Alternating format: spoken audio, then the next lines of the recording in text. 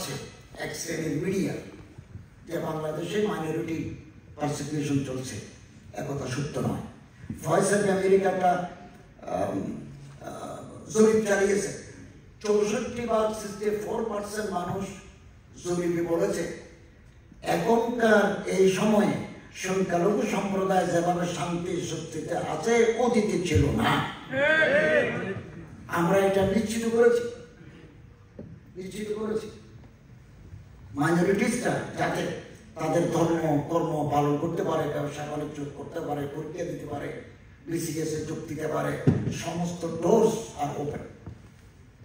আমার জন্য যেমন খোলা, তাদের জন্য খোলা। তারপরেও এটা একটা, আমার সাথে মার্কিন যুক্তরাষ্ট্রের চার্জ দ্য অ্যাফেয়ার্সের সাথে বৈঠক হয়েছে এবং ব্রাজিল, ডেনমার্কের রাষ্ট্রদূতের সাথে আমার বৈঠক হয়েছে। তারা বারবার concern about the persecution of the minorities. আমি তাদের একটা বিশ্লেষণ করেছি এবং আমার মন্ত্রণালয়ে নিয়ে হিন্দু কল্যাণ ট্রাস্ট আছে, যেহেতু আমি ধর্মমন্ত্রী, বৌদ্ধ কল্যাণ ট্রাস্ট আছে, খ্রিস্টান কল্যাণ ট্রাস্ট আছে, ইমাম মহাজন কল্যাণ ট্রাস্ট আছে।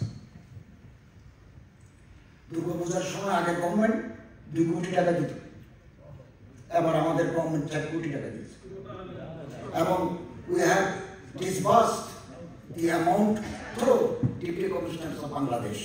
বাংলাদেশের ডিসিদের মাধ্যমে আমরা এগুলো বিভিন্ন জায়গায় পৌঁছে দিয়েছি।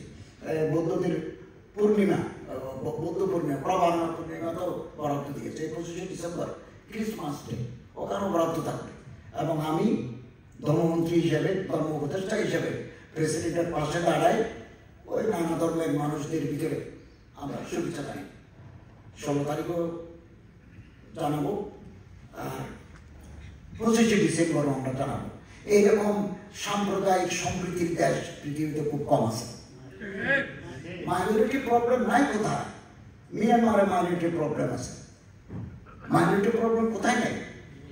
আমরা রাষ্ট্রীয়ভাবে হ্যাঁ, কোনো কালপ্রিটস, কোনো ক্রিমিনাল যদি কোনো উপাসনালয়ে ঢিল মারে, তাকে যদি আমরা ধরতে পারি, তাহলে প্রচলিত আইনের আওতায় এনে তাদের দৃষ্টান্তমূলক শাস্তি দেওয়ার ব্যবস্থা করবো আমরা। এবং আমাদের এগুলোর জন্য গোয়েন্দাদের একটা রিপোর্ট আছে, আমাদেরকে দিয়েছে, কোথাও কোথাও হামলা হয়েছে, কারা কারা করেছে। তারা অনেক সময় দাবি করে যে তারা বিচার পান নাই। কি কি বিচার হয়েছে এগুলোর ডকুমেন্টেশন আমাদের হাতে আছে, প্রচারণা চলছে। ইনশাআল্লাহ এই প্রচারণাও আগামী দিনে মিথ্যা প্রতিপন্ন হবে।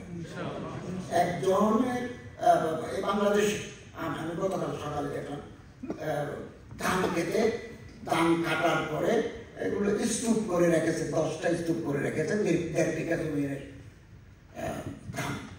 রাতের বেলা দুষ্কৃতিকারী এসে ওই স্তূপে আগুন ধরা দিল। এই কৃষক, মুসলমান কৃষকের সমস্ত ধান পরিচয় হয়ে গেল।